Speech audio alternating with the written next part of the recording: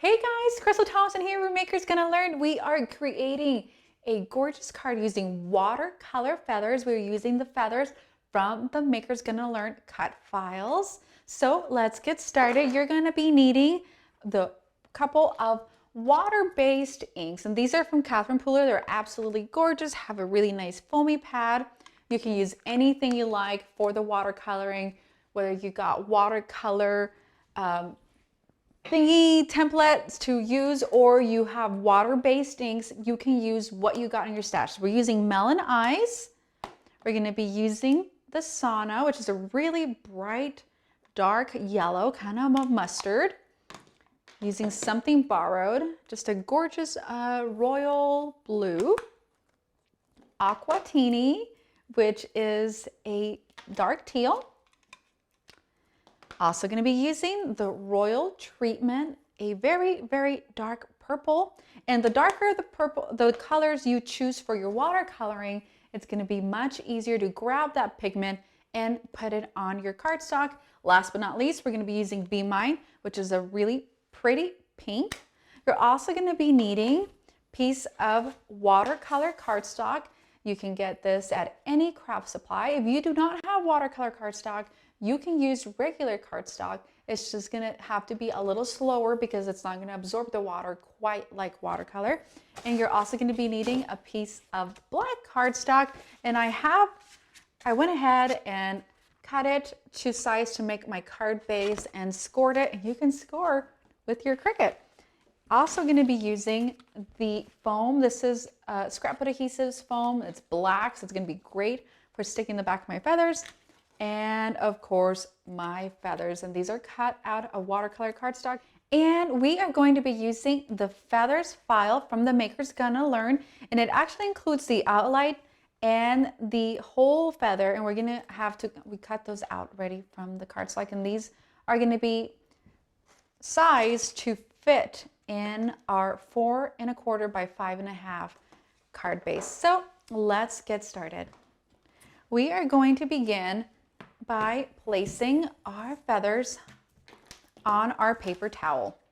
And the reason why is it just don't want to make a mess. And it gives you a nice clean surface to be able to wipe down your watercolor brush. Now we're going to begin by using the ink colors. And you can do this several ways. I'm actually going to place the color on my ink pad. You can do it on an acrylic block or a piece of packaging, but the easiest and cleanest way is to do it on the lid. I have my brush with water in it. We're going to add a little bit of water. These inks are water-based, so they're just going to grab that pigment and you want to dab on. And to create that watercolor effect, let me show you on this finished one. This is layered and you allow these layers to dry. So we're going to grab more of that ink and just dab it on so that watercolor paper can absorb it.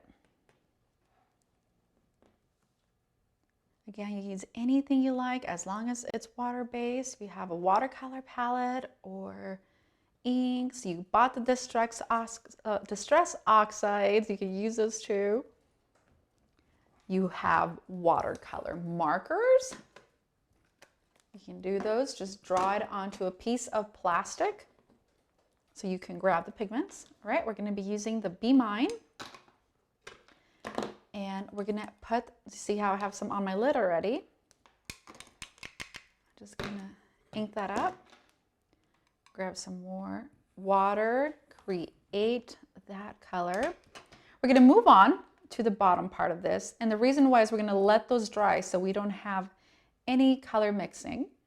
And if you want to make this darker, once it dries up, you can come back and add a second layer to the next color, which is a Royal Treatment. It's a really pretty grape purple. More water.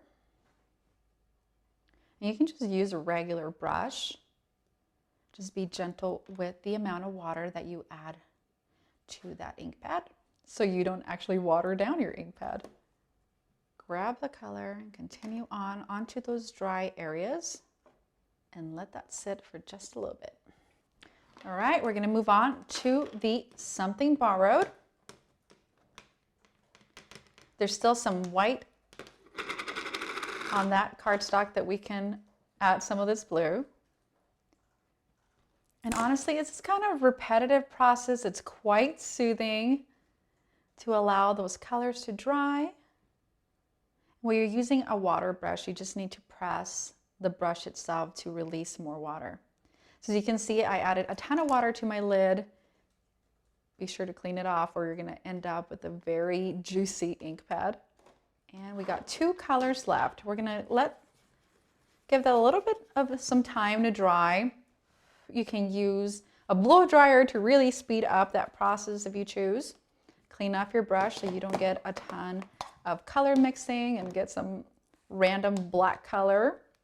We're gonna move on to the sauna. Get that ink on the lid and repeat the process.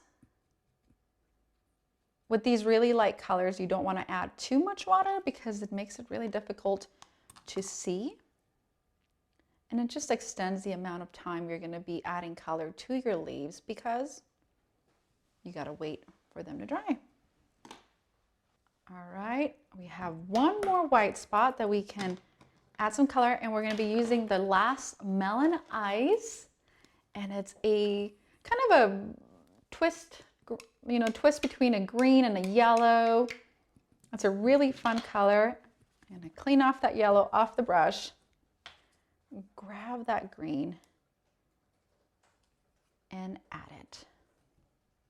Don't forget the stems of your feathers here, and see how much harder it is to see that light color. And now we're going to give them a little bit of time to dry. Look how pretty those are. Okay, so now that everything's dried, this was we sped it up with the heat gun, but honestly it would take about 5 minutes. You could just walk around and have a snack. We're going to be placing them on our black cards, and the reason I chose black is look how pretty these are going to pop up. So we're going to begin by placing some foam adhesive, and I am using the scrapbook adhesive. This is just sticky tape. You can use the stuff you get at the craft store. You can use the 3M photo double-sided adhesive. It's a lot cheaper. It comes in a roll. So depending on how much of it you use, you can just pop that on the back, remove the other sticky part, and place it right in the center of your card base. And that way you line up the other 2 closer because you want to be able to leave a little bit of an edge. Just looks cleaner. Okay. Add 2 more. Remove the backing. We're going to layer those just on top of each other just a little bit so we have that edging. And it would be really fun if you did the same thing, the same technique with one of the words. So if you went to the Maker's Gonna Learn, typed in hello, die cut it, do the watercolor, and then place it right in the bottom, would be really pretty. And that does it. Look how pretty it is. We got 2 versions. One's kind of darker than the other one, just based on the different colors that we chose. Isn't that nice? So this is the one that we made. And that does it. I hope you've enjoyed this quick tutorial. Be sure to sign up to the Maker's Gonna Learn. There's over 1,000 files to go, and sign up. The link is on the bottom. If you haven't subscribed to the YouTube channel, click subscribe. Thank you so much for joining me. Have a great day.